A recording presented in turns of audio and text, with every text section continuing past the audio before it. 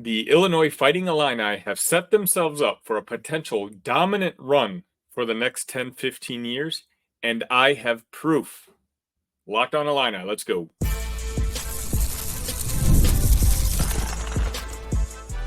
You are Locked on Illini, your daily podcast on the Illinois Fighting Illini. Part of the Locked On Podcast Network, your team every day. Welcome back to another episode of Locked on Illini. Thank you for making us your first listen every single day. A simple reminder, we are free and available wherever you get podcasts and on YouTube, part of the Locked On Podcast Network, your team every day. My name is Sonny Verma. You can find me on X at IlliniCast, or if you prefer, I also talk all sports at the Sonny V. If you would like to support the show, it doesn't cost you anything. Hit that like button, hit that subscribe button, send it to some friends. If you're watching this on YouTube, subscribe to us on whatever audio platform you're listening to. If you're listening to this via audio platform, go ahead and log on to YouTube and hit that subscribe button.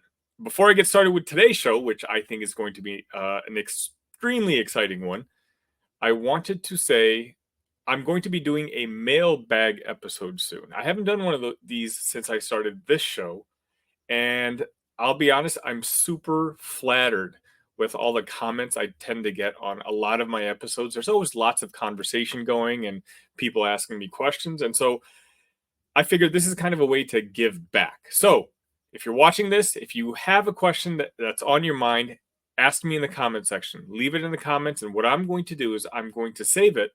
And basically, once I have a good solid 10, 15 questions, I'm going to do a future mailbag episode. And I'm going to be basically answering all the questions you might have. Ask me questions that you're wondering about next year's rosters, or maybe the Jeremy Fierce decommitment, or other guys we might be recruiting. Some of you are football fans. You want to ask questions about the football team. I'm here. I'm an open book. I'll always be honest with you. And by saying that, I'll also tell you if I don't know the answer. I can promise you that if I say something on the show, it's because I have some backing on it. I'm not really the type of guy who pulls things out of you-know-where. I wouldn't necessarily call myself an insider, but I am in tune with the program and some of the more influential people who dictate what's going on both the basketball side and the football side. And again, I'm very flattered that these people trust me with this information. Some things I can say, some things I cannot. But regardless, I try to put on a good show for you guys on a daily basis. So that's something I'm really excited about. Definitely send me a message either on Twitter or leave it in the comment section for a future mailbag episode. Friendly reminder, today's episode is brought to you by Gametime. Download the Gametime app, create an account, and use code LOCKEDONCollege for $20 off your first purchase. Terms apply. All right, let's get this kick started. Today's an episode that I'm going to have a lot of fun with, and I'm not going to lie, I thought of it earlier today when I saw a certain graph, which I'm going to tell you all about in a second, and I know right off the bat that a lot of Illini fans are going to love this episode, and a lot of Illini detractors are probably going to make fun of me and make fun of our fan base. Whatever. Doesn't matter to me. This is my show. It's your show. This is an Illini, Locked on Illini. This is all about our community. And I want us to feel proud of the accomplishment I'm about to tell you about right now. So there was a recent report by College Basketball Report that listed the most revenue generated from men's basketball in 2023. And that list has Illinois at the number 4 spot. That's in the entire country. The top 5 is Louisville, Kentucky, UNC, Illinois, and number 5, Indiana. So that's right. So Illinois is the highest revenue team in the entire conference, the Big Ten Conference, and number 4 overall. It would be argued that in the top 5, in the top 6, Arizona's number 6. In the top 6, we're probably the only program that's not considered a blue blood program. Whatever that means. That's a term I've always hated, whether it's in college basketball or college football. Blue blood. What does that mean? I'll tell you what this list means to me, though. This list tells me that Illinois is absolutely on the right path, on the right trajectory to become one of the premier programs in the entire country. The college athletics landscape is changing. Obviously, this is not news to anyone who's watching a college show during the off season. You know, you guys are fans and you understand that our environment is changing. And I would argue there's three factors that's going to be most important about what kind of levels a program can reach in the future. A, first and foremost, it's money. B is leadership. And 3 is the passionate fan base. Illinois right now absolutely has all three. I'm going to give the flowers where they're due.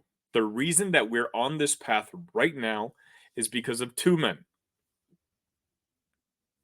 Athletic director Josh Whitman and head coach Brad Underwood. With those two in charge,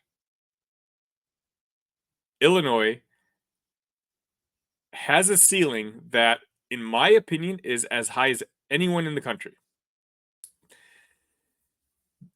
I would argue leadership is probably the only factor that Illinois is hit or miss on. Because when it comes to passion, particularly on the basketball side, Illinois can match up with anybody. And I'm talking about including those Kansases, the Kentuckys, the North Carolina fan bases. It's ridiculous. You just check out social media now. You look at think of your favorite YouTube channels, besides this one, of course. The ones who are supposed to be talking nationally about college basketball. Nationally, there's a couple hundred teams in the country. And yet, those same channels are throwing out 2-3 videos a week just on the Illini. Why is that? Because the Illini fans click on it. Because we like to get riled up. The passion has always been there. We love our basketball. We're a diehard basketball program. Football, maybe not so much. But I'm going to make a future episode talking about the football side, which honestly, when you see the rankings of where we came in at football, it's actually pretty surprising as well on a positive side. But I'm going to leave that for a future episode. This one's about basketball because I truly mean this. As long as Josh Whitman and Brad Underwood are here, and again, Brad Underwood has reached the age where I don't know if any other team's really going to pluck him away. So I think he's basically a guy who's going to be here until he decides to stop coaching. Josh Whitman, he's certainly young enough, and if any other organization out there is smart, would offer him the moon because he's one of the most brilliant men in not just college sports, but just in athletics, period. But as long as those two are in charge here, you already see it now. All right. Illinois just got over the hump, making it to the Elite Eight last year. Having done that, we actually have more talent coming in the future years, like next year's team. Now we're all of a sudden hunting down 5 stars. We're paying top dollar for assistant coaches. Orlando Antigua is not cheap. He's one of the best assistant coaches in the entire country. A guy who probably had an offer to continue following Calipari wherever he went and get paid premium money. And he's here in Champaign following Brad Underwood. You think he took a discount for Brad Underwood? You think he took a discount to come to Champaign? No chance. But with everything being equal, Illinois is not going to be outspent anymore, particularly on the basketball side. When it comes to NIL, we're right there. We're right up top. I have not heard of a recruit that Illinois has lost because they couldn't match an NIL. It could be for other reasons, and that's going to happen to every program. But the excitement that Brad Underwood has built around Illini basketball now has a lot of us donating to Icon, donating to whatever our favorite projects are at the university, because we're passionate. Why do you think Locked On Illini exists? There were some 60-odd schools who had Locked On channels. Illinois wasn't one of them. But the media knows. Illinois pays bills. You know why Illinois keeps getting on national television? It's because they know that those games are going to get ratings. Brad Underwood's bringing in talent. I don't know if there's a single athletic director in the world I would rather have than Josh Whitman. And he's ours. And we're lucky. He's an alum. So it's not like he's going to be pining to leave, to go anywhere. We have the money. We're proving it on the basketball court more and more every day. This is not an outlandish thought, if you really think about it. As is, right now, the University of Illinois, according to Wikipedia, okay, so trust that source, is the 13th all-time winningest program in college basketball history. 13th. And that includes, I would argue, the 7-8 years before Brad Underwood got here. I mean, I guess we can include the first 2 seasons that Brad Underwood was here. We went through a very dry spell. Bruce Weber on down. Obviously, I don't want to talk about the John Gross era. Things were becoming pretty bland here. But despite all that, we're still top 13 all time. So imagine, now that we have the right leadership in place, which we do, and I believe that 100%, and I think most of you do too.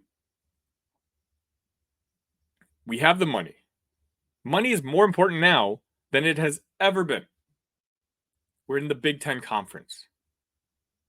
We're going to be, just through TV revenue, we're going to be making more money than 80% of the basketball schools in the country. Just by the fact that we're replacing. And being in the richest conference, last year, as I said, in 2023, Illinois came out on top, number 1. You know, you have other Indiana, sure. They're right behind us. And they have more, I guess, historical success. I guess they consider themselves a blue blood. Again, I hate that term. I don't know what that really means. But they haven't been able to find that leadership for a very long time. Purdue, historically, has been a fantastic program, especially in the more recent times. But how much of that has to do with having one of the best coaches ever in college basketball, in Matt Painter? In 2023, they brought in $16 million. That was ranked number 22, which again, not shabby. But Illinois brought in 27.42. Almost 50% more money. And that makes a difference. Especially when you start compounding. That's a lot of money. I've said this before on the show, and I truly mean this, and I want these positive vibes to go out to everyone who's listening to this. I don't think this is a hyperbole. I think when you take your Illinois cap off, step back, and just evaluate everything as is. We have the leadership. We certainly have the passion. We have the money. We see the guys that the combo of Brad Underwood and Orlando Antigua and Tim Anderson. The type of guys that they have us in the room with moving forward. We're not talking to top 30 guys and being excited anymore. Now we're starting to get into the living rooms of the top 10 guys. We're even entering conversations with the top players in the country. When you have that type of leadership, supported by everything else. And we're in the Premier Conference. And we're on TV every single day. And we're on TV as often as possible.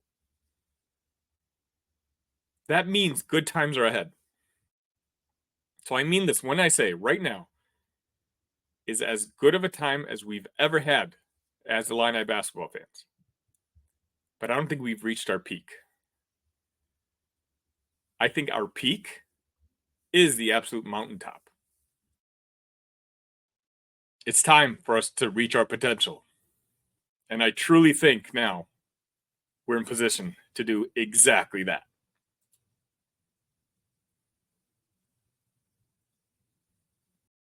I love sports. I love them so much, I never want them to stop.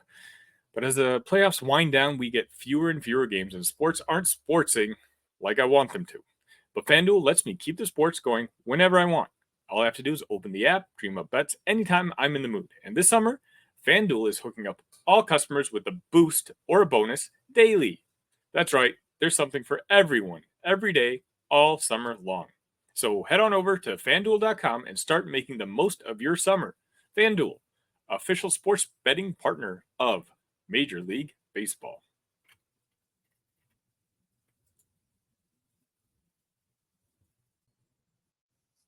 So it was Cubs Day in Wrigley Field today. It was Howard Griffith who threw the first pitch, and Brett Bielema, the football coach, sang the seventh inning stretch. And I guess because he was in the Chicago area, he made his rounds talking to Chicago media. And earlier on Tuesday, he was on the Mully and Haw show, and he had some interesting things to say.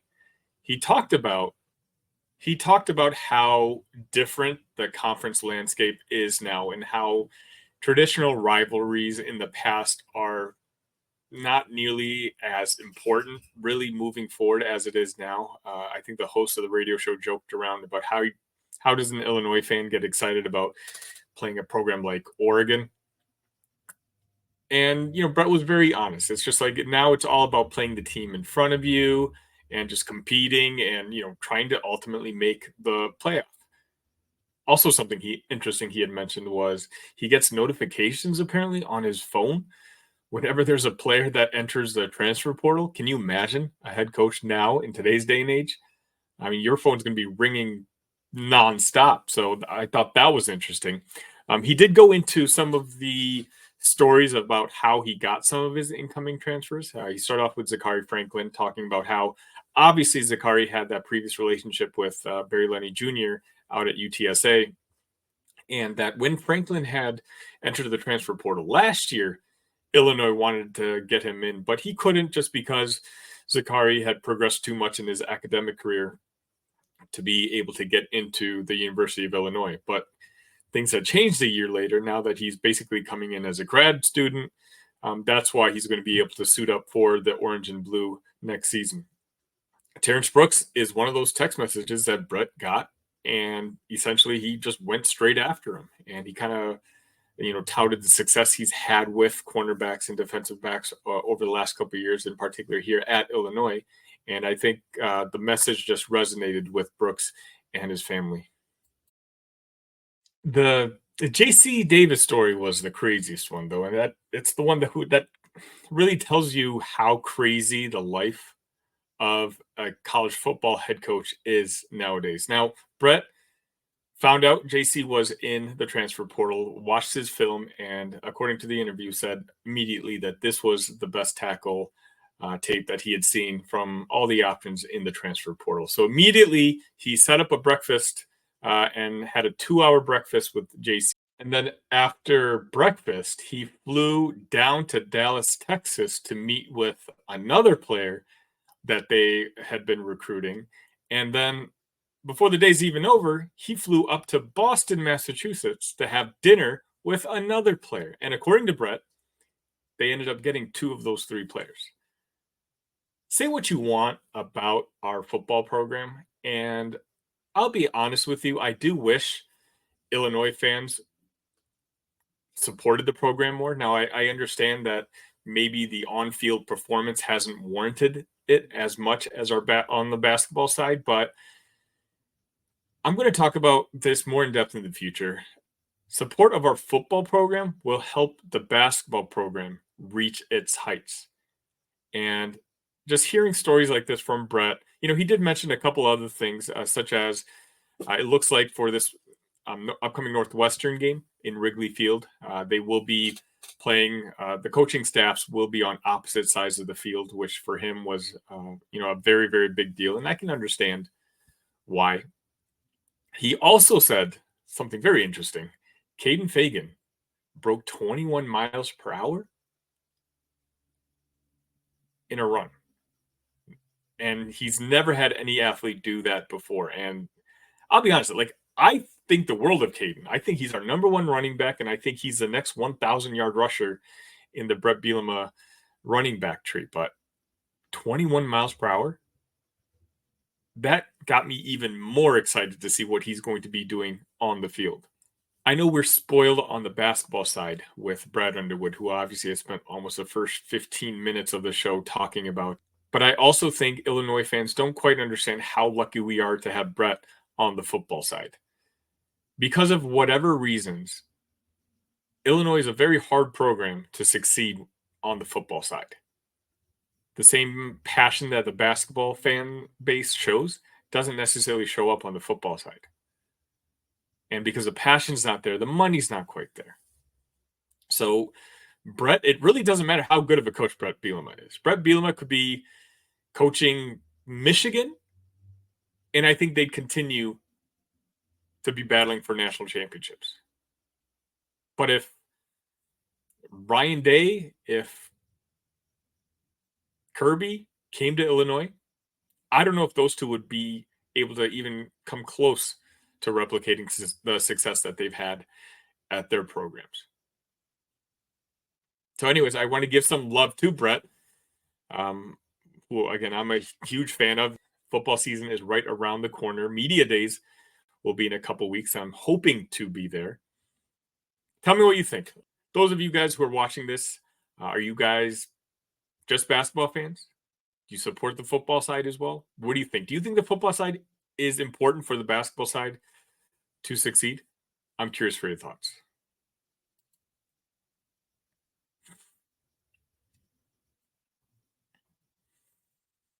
All right, folks, there you have it. We're wrapping up another episode of Locked On Illini. For those of you who've stayed with me this long, I appreciate it so much. Again, hit that like button, hit that subscribe button.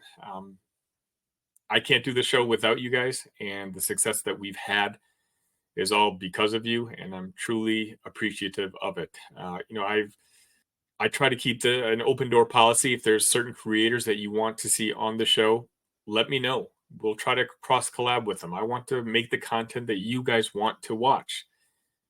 Remember, I'm the only guy out here doing shows for you on a daily basis. And this is the off season. There's no more recruiting news that I've been able to produce stories on for the last couple of weeks, at least, whether it be Kasparis or Will Riley or whatever it might be.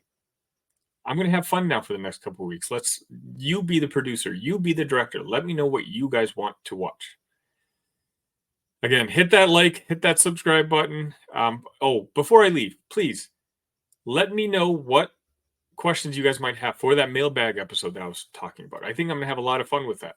I know you guys are always in those comment section as it is. So go ahead and ask me a question. And hopefully maybe later this week or maybe next week, I'll round a few of those up and we'll do a segment just answering your questions. That's going to be it for today. Thank you all for tuning in. ILL. Love you guys.